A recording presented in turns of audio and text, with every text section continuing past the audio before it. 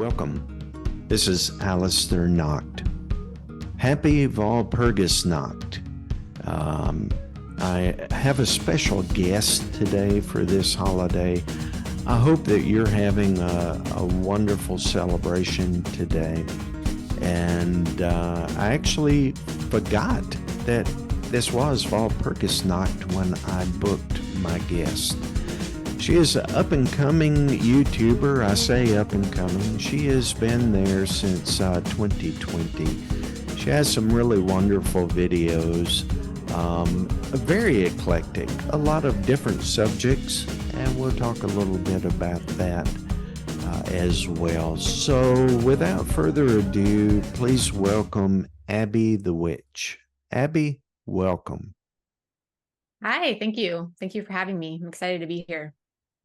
I'm very excited about this. A very sacred holiday for a lot of folks on the left-hand path. So I think this is a good interview to have. So I noticed that you've been on YouTube. I think your first video was like in December of 2020, and it was a tarot spread. And then you've got a lot of different videos that I really, really love. So how long have you been on the left-hand path? I have been on the left-hand path for probably two or 3 years, honestly. So not super long time. And for some of that time in the beginning, I didn't even realize I was on the left-hand path. So yeah, not a super long time, but I've definitely been pretty dedicated to the left-hand path ever since. Well, that's okay. We all have a once upon a time, as they say, right? Yeah. Yeah. So how did you come to be on the left-hand path? Well, like I said, I didn't even really realize that I was on the left-hand path at first. I kept having, I don't know if I kept having like dreams and visions. I don't know if you do a lot of like divinational work, like scrying. But I had a lot of visions of things like Baphomet, Lilith, Satan. And I didn't really know that meant like I was on the left-hand path until I did more research, both through my personal gnosis and through just going on the internet and books. I read a lot of books. And I realized, wow, I think this is the path I'm on. And I think this is definitely the path for me. And ever since I really realized that, I've called myself a left-hand path witch. I say that I'm on the left-hand path. So. Can you describe to our viewers a little bit about your core beliefs? Yeah. So I know a lot of your viewers call themselves theistic Satanist or just Satanist. I don't really use that label. I'm more like I use the label witch, just witch. But I definitely do work with Satan. But I believe that Satan has, and I feel like many Satanists would agree with me on this, and you probably will too, but Satan has many names and many faces. So for that reason, and this might change, my path is always evolving and changing. But for that reason, I don't really use the label Satanist, just because to me, he's presented himself in so many different ways to me. So I don't know. I just don't really call him Satan all the time. That's one of his names to me. But yeah, I believe that Satan has many names and many faces. And your question was, what are my core beliefs, right? Correct. Okay, sorry. Yeah. But yeah, and I believe that the left-hand path is really a path carved by the individual, right? It's free of dogma. It's free of rules, really. I believe that the left-hand path is mostly for solitary practitioners. I mean, definitely there's definitely witches on the left-hand path that are in covens. But it's definitely an individual thing to me. It's definitely more focused on oneself and growing oneself spiritually. So that's what I believe the left-hand path really is. Whereas the right-hand path has more dogma. There's worship of gods, and things like that. So yeah, that's kind of like what I believe the left-hand path is really all about. Yeah. Well, your belief is not that dissimilar from ours. You know, we call Satan Satanas, but Satanas. Yeah. he actually, as you say, he is legion. He is many. So a lot of people Yep. will work with Satanas under different names because of the Right. energy that they're trying to build. So yeah, not that dissimilar actually. Right. Yeah, exactly. And like I said, I feel like a lot of Satanists feel that way, you know? Um, and I don't know if you just saw my recent video, The Witch's Devil. I just posted that a few days ago, but the Witch's Devil to me is like an encompassing archetype, basically. Satan being one of that, falling under that archetype, but just like this. I mean, you can see behind me like my sabbatic goats and Baphomets and everything. But the Witch's Devil to me is like this like this folkloric spirit that Satan can manifest himself into, basically. Folkloric, traditional beast that you might meet in liminal spaces like the woods, like the entrance of the woods. But yeah, I'd be curious what you think of The Witch's Devil. You should watch my video. It's a VR to, I don't know if you know Jasmine Ambrosia here on YouTube. Only through your channel. Okay. Yeah, yeah. Okay. I've read her comments. I actually watched that video, and you were talking Oh, about okay. the green Satan and the gold and the different Yeah, yeah, aspects. yeah. Yeah, it was really good. Really good. Thank you. Thank you. Yeah, like I said in that video, I had never really heard of the different colors like associated with the different seasons. And I just thought it was so interesting. So I wanted to do a VR on it and just put my 2 cents in and learn more about it too. I thought it was really intriguing. So, No, I thought it was good. And I'll be putting a link to your YouTube channel down in the comments so viewers can go over there. And I encourage them to go over and take a look. Like I say, you have a lot of eclectic videos. You even have a video about casual gardening, and I love that. thank you. Yeah, I love to garden. My husband and I both love to garden. He's more of the vegetable guy, and I'm more of the flower person. So we kind of work together and make our little garden together. So, and I do a lot of herbal and green witchcraft too. That's like a huge part of my practice. So um you can see plants hanging above me. Yeah, nice. So, how did you get into gardening? Is that something you've always done, or is that something that you did some research on and tried it? um Kind of a little bit of both. So I actually grew up, my grandma and grandpa on my dad's side were farmers. And I grew up going to their farm and, seeing not only all the crops and everything, but my grandma was also just like a gardener, had a beautiful vegetable and flower garden. And so I kind of grew up around that whole like cultivating agricultural lifestyle. And my mom also liked to garden too, just in our backyard. So kind of growing up with that um, around me. And then as I got older, I did some more research on my own. It was just like, well, I'm just going to give this a shot. Like I want a beautiful garden like my grandma had. Her yard always looked so magnificent. Um, so I kind of just, my husband and I both just kind of like, we watched some YouTube videos and just prior knowledge from, like I said, growing up, and just fucked around and found out what worked. And yeah.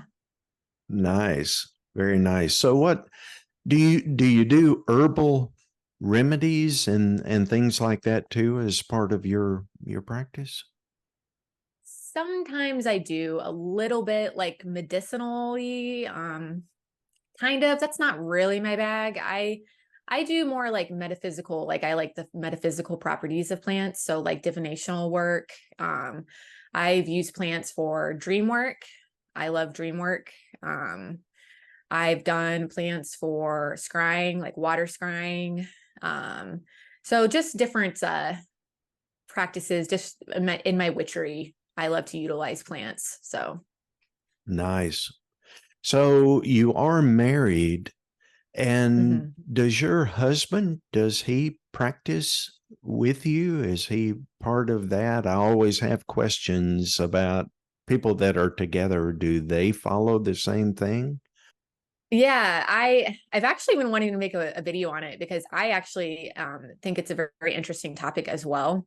But my husband is actually a very, very much an atheist. He's like a technology guy. He's science only. Like he's very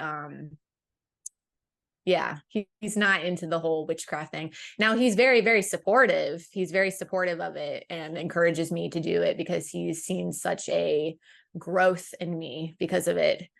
Um, but yeah, no, not his thing. Not his thing. So we're very much yin and yang in that sense. Yeah. Okay. All right. And what state are you located in? I live in Indiana. So Okay. yeah. Are you originally from there? Yeah, I grew up here. I grew up in Indiana and went to college here. And then after I graduated, I graduated with a bachelor's in elementary education. I was a teacher for a little while. And I did my student teaching on the Navajo reservation, and then out in Utah. And then I got a job out in Alaska, and I taught Native kids out in Alaska for a couple of years. And that's actually where I met my husband. He lived in Alaska. And then I dragged him back down to Indiana. Now we're living here. Oh, nice. Nice. So you've been around then. Nice. Yeah, yeah. I try to get around in my younger years. Try to get around and learn different cultures and different beliefs. And yeah, it's benefited me in a lot of ways. So Well, I have a lot of respect for teachers. I couldn't do it, but I couldn't either. yeah, I think it takes a very special person that, they just absolutely have to love it to stay in it. I know a Hmm. lot of people that used to teach and they're like, no, that's enough for me. So, Yeah. No, there's a lot of teachers that are leaving the profession, unfortunately, just because the education system in this country is yeah. teachers are treated like crap, and it sucks. I mean, I was in the classroom like almost every day working. It was like easily 60 to 80 hours a week of working. It was just ridiculous. And I just couldn't do it anymore. I just couldn't do it. It was just too much stress. So it was bad. It's bad for you. That amount of stress is horrible for you. Like I just, so Yeah. had to leave. Yeah. Well, and one thing that I found surprising is one of the people that used to be a teacher that I know, she said she had to pay out of her own pocket for certain materials for Supplies. Yeah. activities and supplies. I just find that Yep. to be absurd. How? Crazy. Yeah. Yeah, yeah, yeah, absolutely. Absolutely. Yeah. Yeah, it was crazy. I had to pay out of pocket all the time for supplies. For a lot of things I had to pay out of pocket. and even not even just financially, just the lack of support in general. I remember my first year of teaching, and you're just thrown into the classroom. Like my first year of teaching was a joke. Like it was just like, I did the best I could, but it's like, it's just, there was no support, financially, mentor wise, like it's just, it was rough. It was hard. So, yeah. Yeah. Yeah. That is a shame. I mean, as the saying goes, those who are the youth have the future, and they desperately need people to teach them, to be role models for. Um, yeah, Yeah. I really have concerns about the coming generations, how they will find their way. I know. And it sucks because, not to like toot my own horn, I'm not saying I'm necessarily one of these teachers, but I feel like some of the best teachers are the ones leaving. They're the ones that like care the most, and they just are banging their head against a brick wall trying to make this all work, and they just can't do it anymore. And then eventually you get to the point where you're so burnt out, like your heart's not into it, and that's not fair to the kids, you know? So you just have to step out. You just have to step away. It's just, yeah, unfortunate. It's so unfortunate. Right. So one of your videos that you have it really touched me because it concerns losing a child. Mm-hmm. Um, can you share with our audience a little bit about that? Yeah. Yeah. I won't go into super detail about it at the risk of being emotional, but um it's actually almost exactly a month ago. Her first year birthday was just earlier this April. But last year when I was 6 months pregnant, I lost my baby, and she was a stillbirth. And that was the darkest time of my life. It was the most intense trauma that I've personally ever gone through. So it was and my husband, too, obviously. It was a really rough time for my husband and I, but I will say that one thing that I learned is that grief is stemmed from love. And it's changed me in so many ways. It's changed my my husband and I's relationship, for the better. I feel like we're stronger now because of it. Our love is stronger. Our empathy for others is stronger. We're more sensitive. We cry more. So where it was the darkest time of my life, it was also a period of growth. It was a period of, yeah, it was a period of growth. It was dark, but it was also beautiful in a way. I mean, like I said, grief really stems from love. So, yeah, that's how Wow. that went. Yeah. Yeah. I am so sorry to hear that.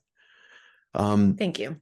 did you go through counseling or anything like that? I have people that contact me and they're going through similar situations, and they're trying to Oh, find their way. How did you yeah. ultimately cope with it and make it through it? I definitely saw a therapist.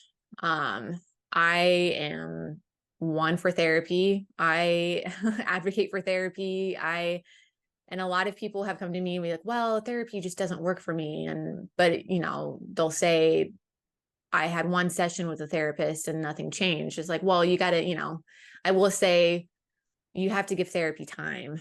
I think that's important. And I also think that it's vital to find the right therapist, right? Because just because they're a therapist doesn't mean they're perfect. And it doesn't mean it's going to be a perfect relationship that you'll have with them.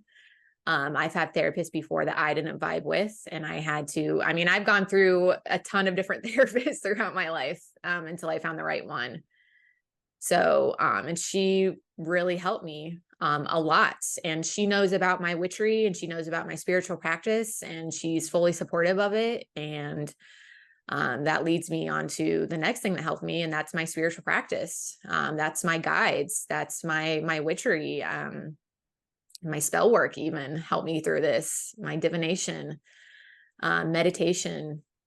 So my spiritual practice and therapy, um, definitely got me through that trauma for sure. I mean, I'll always be working through that trauma. That's something you never really fully get over. Um, but that definitely helped me through the darkest points of my morning, if that makes sense. It does. It does. And thank you Yeah. so much for sharing that. Um, Yeah.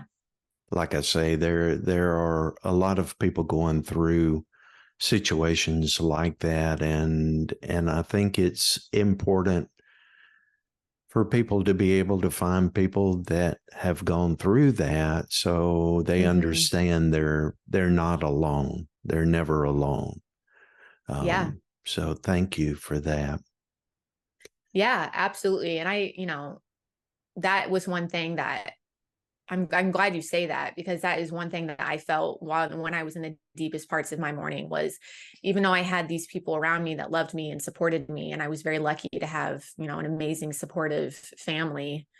And I had my husband, it still feels so lonely, when you're in the throes of mourning and you're so sad.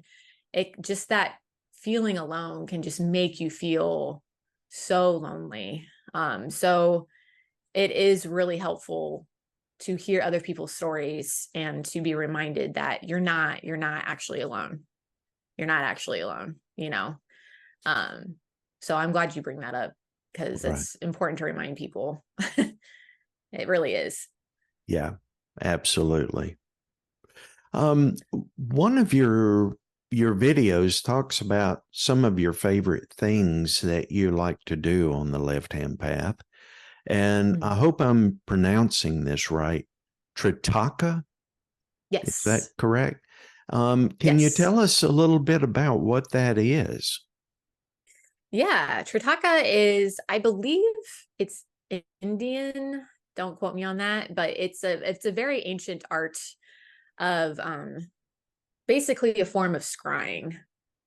Um, and well, it's not scrying. It's something to help you get into a meditative point, or into a, meditative point where you can scry if you wanted to. But it's basically gazing into a point.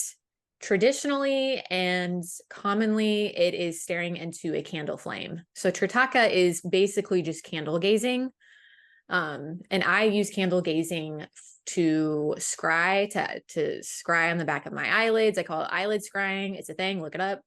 Um, and just scrying in general too. It just puts you into a certain state of mind where you can receive messages, you can scry.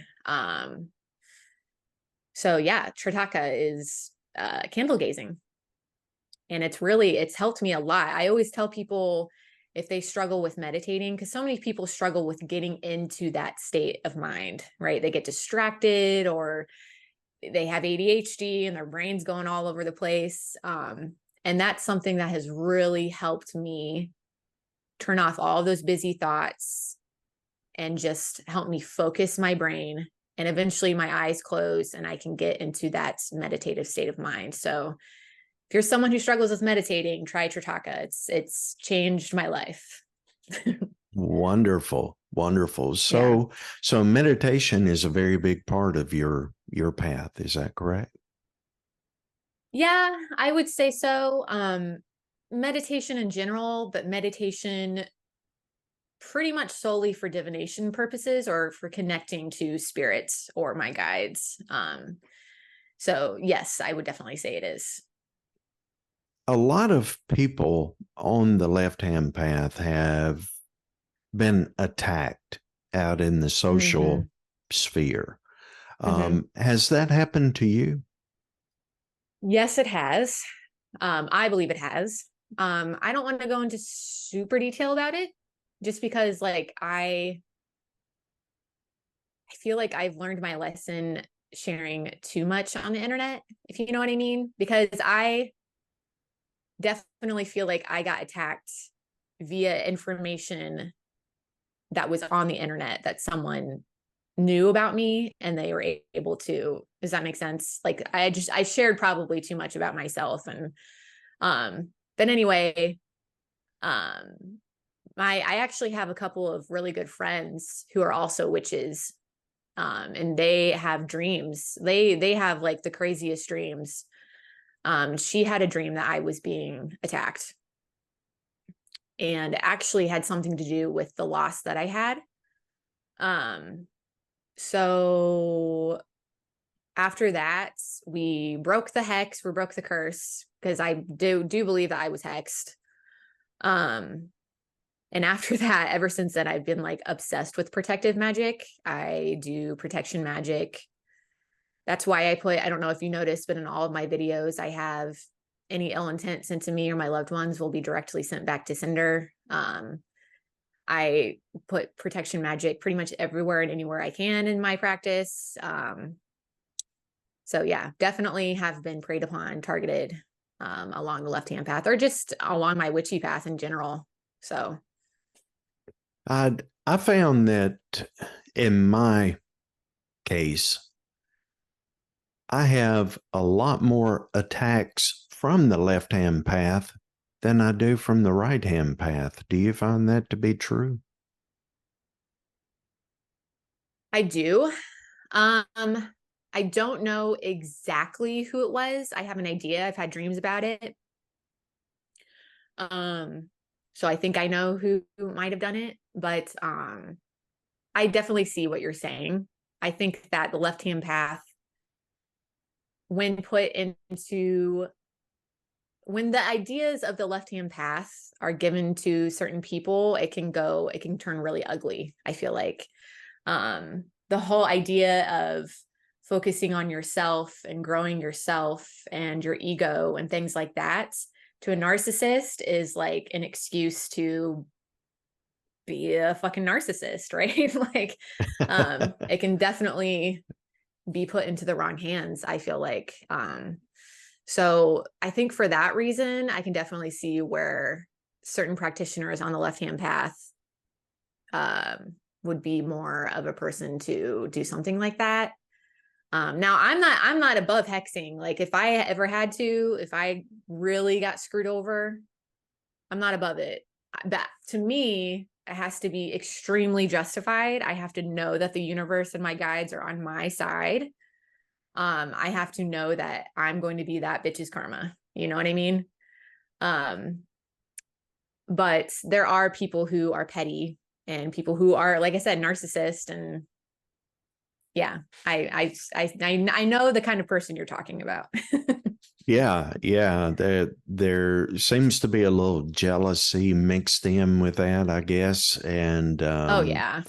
Yeah, totally. they'll leave comments on my books and videos and things like that, and it's not a review.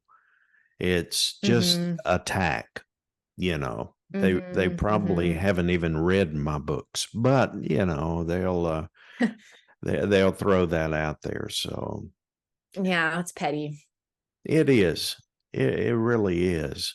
Um, it sometimes seems like the left hand path eats its own, so to speak. Yeah. Yeah. Yeah, it's interesting, and it kind of it's almost like a hypocritical to me. I don't know, just like based on like what the left-hand path is about, and I don't know. It just doesn't make sense to me, but hey, I don't know. I use protection magic, so Wonderful. Wonderful. Do you offer any products or services? So, like you had mentioned, I do have my YouTube channel, if you want to call that a service. I started my YouTube channel really to learn more. I started my YouTube channel to join the community. I started my YouTube channel to connect to other witches, other magical folks, other practitioners. And I have learned so much being on YouTube and have met so many cool people like yourself here on YouTube. And witches and left hand path practitioners who have been practicing for years and years and years. And it's just so dope. Like, I've learned so much. And I just feel so like lucky, I guess, to just get to know people who have just been on the path for so long. So thank you for having me again. That's really cool. Oh, wonderful. My pleasure. My pleasure. Yeah. I think my audience, my viewers, my friends, really, they are so open to new things. They're excited to hear about people's journeys, even though they may not agree with them 100%. Um, Right. they're very accepting, and that's why I do these interviews. I think it is, first of all, it's important for people to be tolerant and really understand people's journey and know that Yeah. it's not 100% like theirs.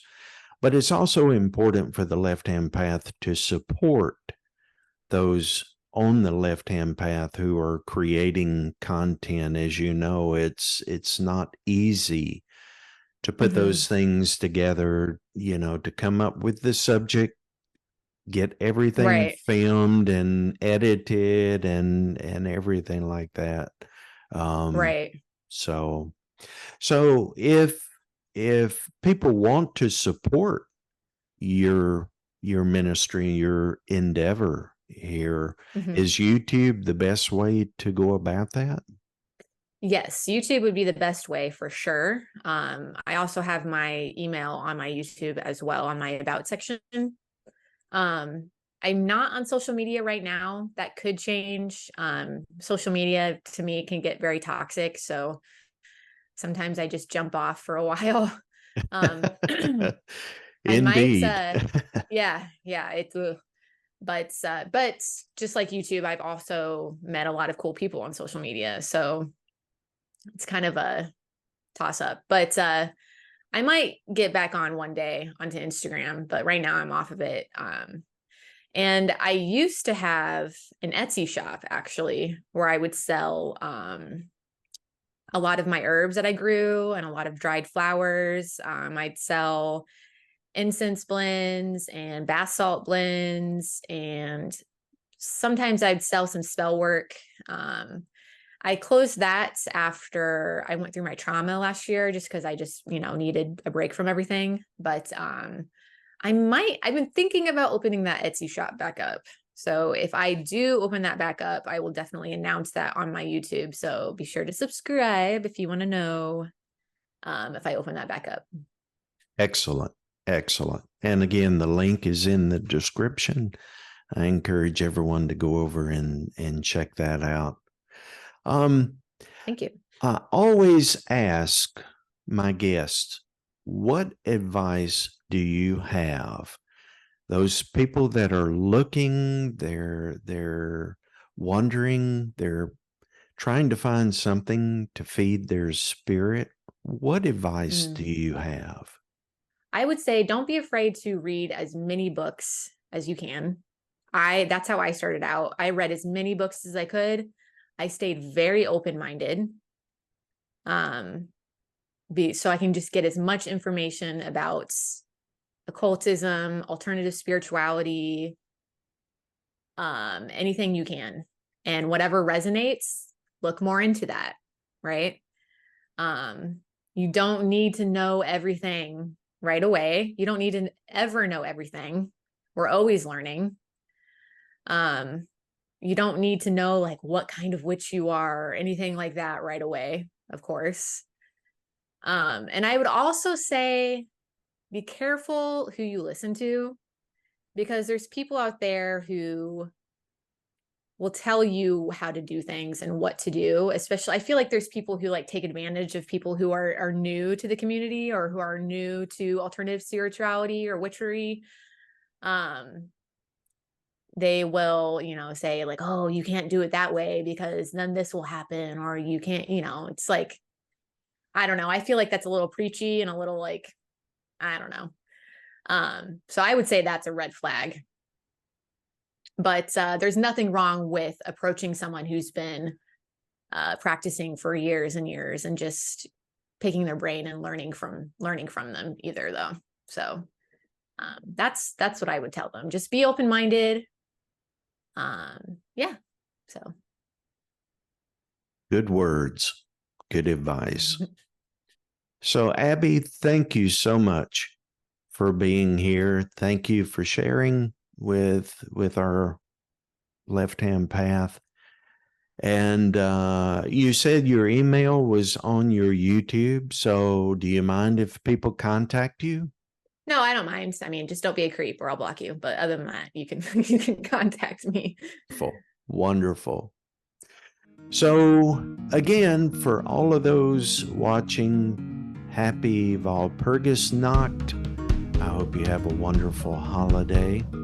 This has been Alistair Nacht. Ave Satanas.